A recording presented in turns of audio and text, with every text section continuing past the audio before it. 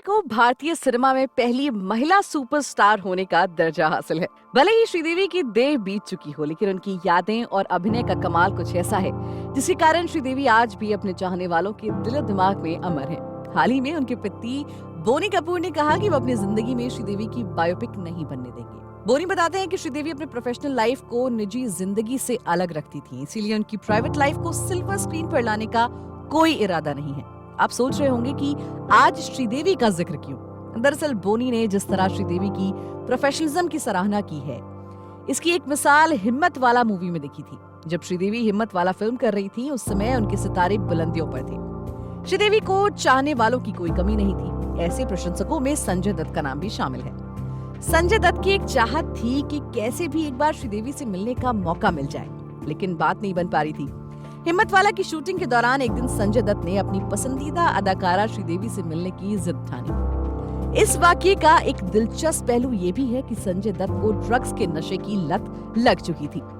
दोनों ने संजय को समझाया कि नशे की हालत में मिलना ठीक नहीं, लेकिन संजय जिद पूरी करने पर अड़े थे। वो नशे की हालत में ही श्रीदेवी से मिलने हिम्मत वाला के सेट पर पहुंच गए। यूनिट वालों ने संजय से कहा कि श्रीदेवी मेकअप रूम में है, बाहर आने पर मिलवा देंगे। संजय दत्त ना तो इंतजार करने के मूड में थे, ना ही किसी की बात सुनने को तैयार थे। नशे में धुत संजय श्रीदेवी के मेकअप रूम का दरवाजा खोलने की कोशिश करने लगे और कामयाब भी हो गए। नशे की हालत में संजय को अचानक अपने कमरे में देखकर श्रीदेवी जोर से चीख पड़ी। यूनिट वाले भागकर आए और किसी तरह संजय को समझा बुझा कर रूम से बाहर निकाला। कहते हैं ना, कई घटनाएं दिलो दिमाग पर गहरा असर डालती हैं। इस वाक्य के बाद श्रीदेवी के साथ भी ऐसा ही हुआ। उन्होंने तय कर लिया कि वो कभी भी संजय दत्त के साथ कोई फिल्म साइन नहीं करेंगी। नशे की हालत में संजय के बर्ताव से आहत श्रीदेवी ने फैसला तो ले लिया, लेकिन निर्देशकों और निर्माताओं ने कई बार दोनों को एक साथ कास्ट करने की असफल कोशिशें की। श्रीदेवी ने संजय के ऑपोजिट काम करने से साफ इनकार कर दिया। यहाँ तक कि खुदा गवाह में जब संजय दत्त को साइन किया गया और श्रीदेवी ने फिल्म करने से मना कर दिया, तो निर्माता को मजबूरन संजय दत्त को बाहर कर नागार्जुन को लेना पड़ा।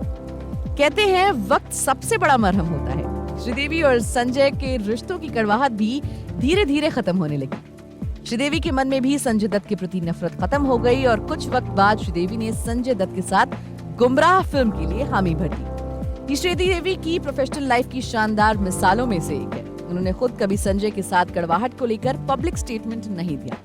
इससे निजी जिंदगी के प्रति उनका नजरिया पता चलता है। शायद खट्टे मीठे अनुभवों से भरी ऐसी जिंदगी के कारण ही बोनी कपूर श्रीदेवी की लाइफ पर बायोपिक बनाने के खिलाफ है। दोस्तों, आपको हमारी वीडियो कैसी लगी हमें कमेंट करके जरूर बताएं। अगर आप हमारे चैनल पर नए हैं तो हमारा चैनल सब्सक्राइब करें और बेल आइकॉन दबाना बिल्कुल ना भूलें। जल्द मिलते हैं किसी और वीडियो के साथ। तब तक के लिए आदाब, नमस्कार, खुदा हाफिज।